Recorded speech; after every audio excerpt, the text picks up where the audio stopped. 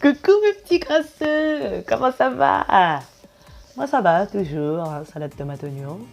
Et étant donné qu'il y a Underworld, le prochain Underworld qui va bientôt sortir, ah bah j'ai décidé de refaire les Underworld. Donc aujourd'hui, je me suis refait le 1. Vous vous rappelez du 1? Ah mon Dieu, Selene, elle est magnifique.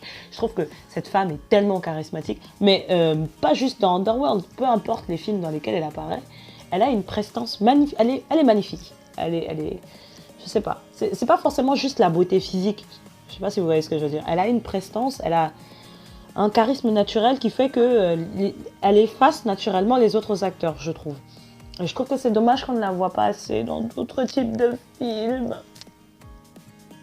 Bref, pour moi, la saga Underworld, c'est juste la classe intergalactique. C'est la saga où tu as des vraies dents pointues qui servent à quelque chose. Parce que moi, j'en ai marre des vendeurs d'épices, là, vampiriques, là, et des loups-garous qui ressemblent plus à des labradors qu'à des loups-garous. Bref, je ne parlerai pas de cette saga, ok?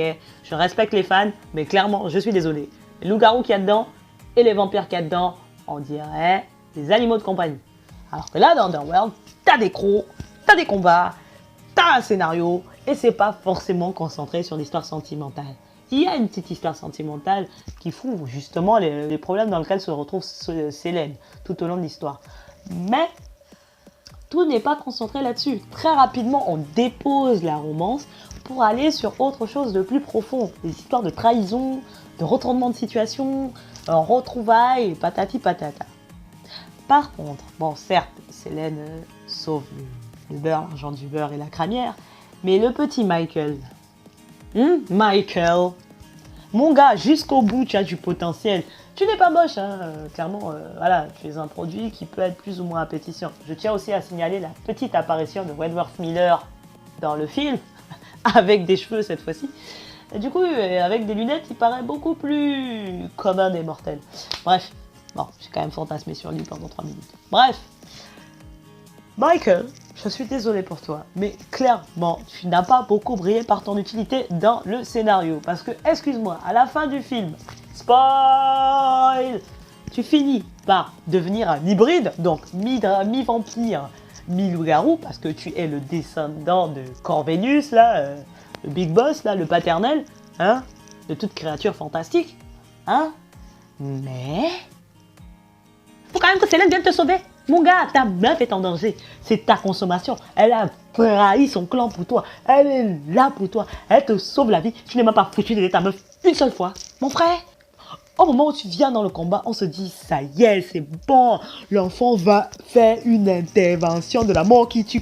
Quand tu vois l'enfant arriver, tu te dis, non, ça y est, c'est bon, l'enfant va faire une intervention. Il va sauver Sago. Il va faire une intervention. Il va zigouiller le papy là, le beurre, l'argent du beurre, la crémière.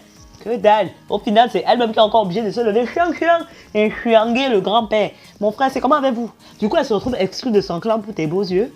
Hein? Et vous êtes en cavale d'épices. Tu sais à quoi, à quel moment? Hein? Hein? J'ai pas entendu. Jamais. Ah, je me disais aussi. Bref. C'est une... Franchement, pour ceux qui n'ont pas vu la saga, hein, désolé pour le spoil, hein, mais... pour ceux qui n'ont pas vu la saga, je vous conseille clairement de regarder cette saga avant que le prochain ne sorte, donc en 2017, parce que c'est un petit bijou de dents pointues. Voilà, ça vous réconciliera avec le mythe des dents pointues et des loups-garous. Parce que moi, c'est ce que ça a fait de toutes les façons. Donc voilà, j'attends avec impatience la suite. Je vous fais de gros bisous sur le front en espérant que vous ayez aimé la vidéo. Si vous avez aimé la vidéo, n'hésitez pas à faire le petit pouce vert comme d'habitude et à vous abonner à ma chaîne si ce n'est pas encore le cas. Et n'hésitez pas à partager la vidéo si jamais vous l'avez aimée. Cordialement, Shiny Queen pour le plaisir. Que la grâce vous accompagne.